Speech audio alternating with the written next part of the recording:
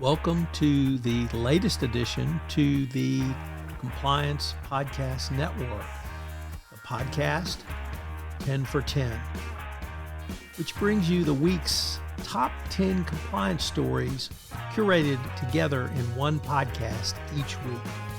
Tom Fox, the voice of compliance, brings you the compliance professional stories you need to be aware of at the end of your busy week.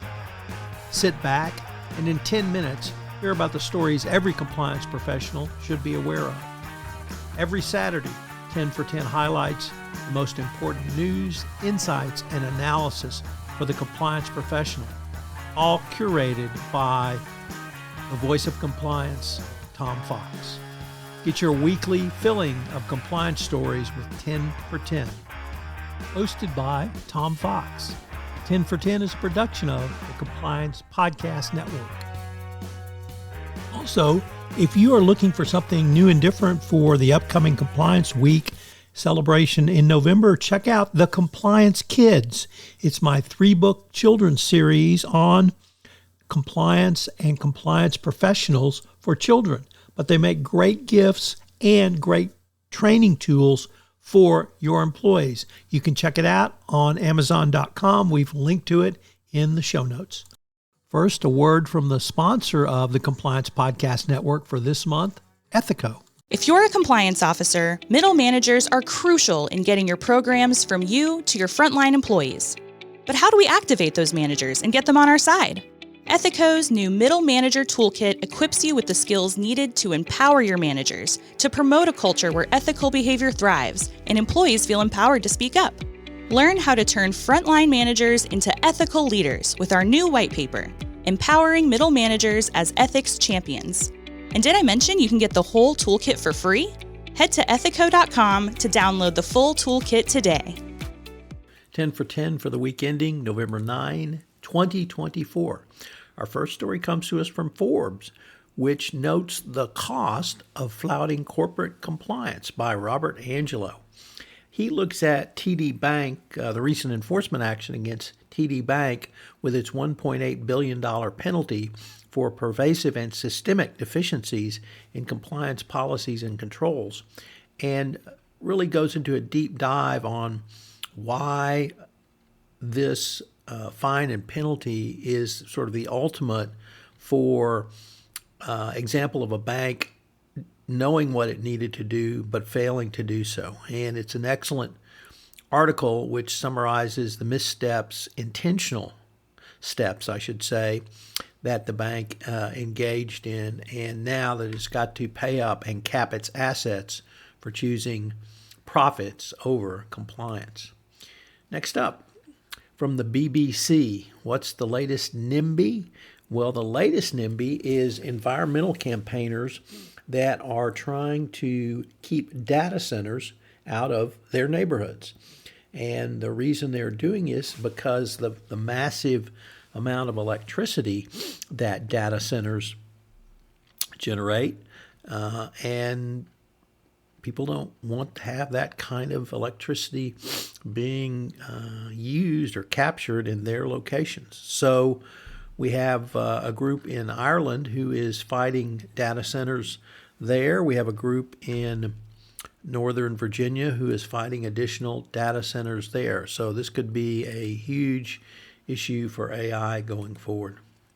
Next up, from the American Banker, an article by Kirk Chartier about FinTechs needing to be more proactive about regulatory compliance.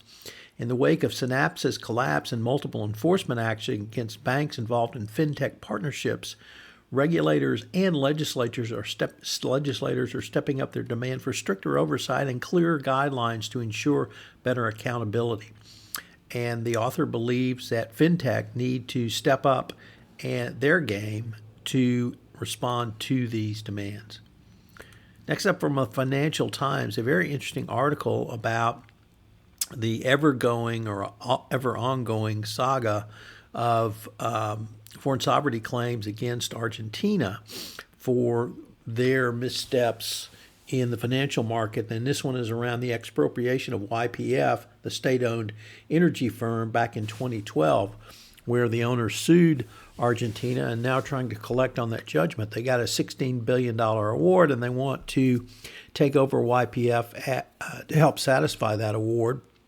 And the United States government has come to the aid of Argentina by urging a New York court to block the seizure of the country's assets as fulfillment of this judgment for fears of reprisal against American interest in foreign companies or foreign affairs. So big issues there. Our final story, or our next story, I should say, sorry about that, is Canada has shut down TikTok's offices over national security risks.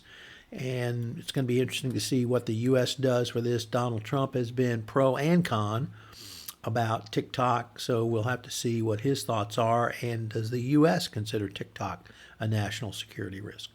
Next up from the U.S. Naval Institute reports that Fat Leonard has finally been sentenced. He got 15 years for masterminding the Navy corruption case, and he got another year for going on the lam. He served 8 years, so he's got another 7 years in prison. He, of course, is the person who completely corrupted the U.S. Navy in the Pacific. In addition to his incarceration, he is to pay a $150,000 fine, $20 million in restitution, and forfeit $35 million from his corruption scheme.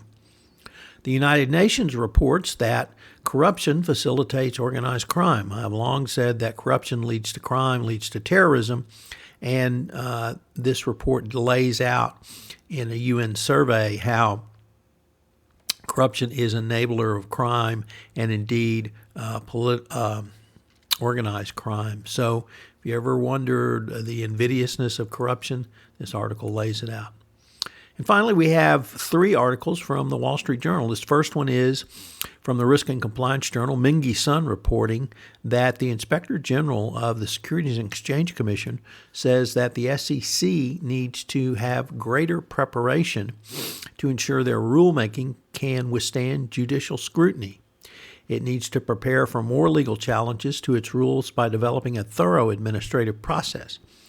The OIG, which investigates and audits the regulator's operations, said in a report last week that the SEC rulemaking agenda has seen more frequent court challenges in the recent years, and the agency will continue to face this. So the report really lays out what the SEC needs to do on a go-forward basis based upon the Supreme Court's evisceration of the Chevron defense. Next up, from the Markets and Financial Regulation section, Jonathan Weil reports that the Second Circuit Court of Appeals has decided that audit reports actually matter after all. It reversed itself and released an amended version of an opinion it originally decided back in August 2023. And at that point, the court had favored BDO in a shareholder suit over its audit work. It explained at the time that the audit report was so general that an investor could not have relied on that. Imagine that. And the court said, well, you know what? Audit reports do work are important, and you have to give them a good, solid report. So more trouble for BDO in this arena.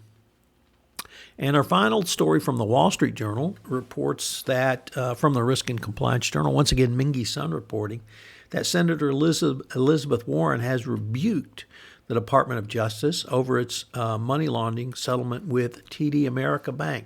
She says the fine and penalty and oversight are wholly inadequate, questions why there were no individuals who were prosecuted in this matter, and says that the bank got off way too lightly for their years of disregarding the law around compliance and money laundering. What this means under the Trump administration, of course, is anybody's guess. Have a great weekend. 10 for 10 is a special production of the award-winning Compliance Podcast Network. As I mentioned at the start of this podcast, our network sponsor is Ethico, and they've got a great new service offering for you, a middle manager's toolkit. We've linked to it in the show notes, and it's available to you at no cost. Many companies struggle with getting information to middle managers, which allows them to be the first line of response in a speak-up culture. And Ethisphere has answered this challenge by putting together a middle manager's toolkit. Check it out in the show notes. Thanks so much for listening to this episode of 10 for 10. I hope you'll check out the newest podcast in the Compliance Podcast Network, the Compliance Tip of the Day.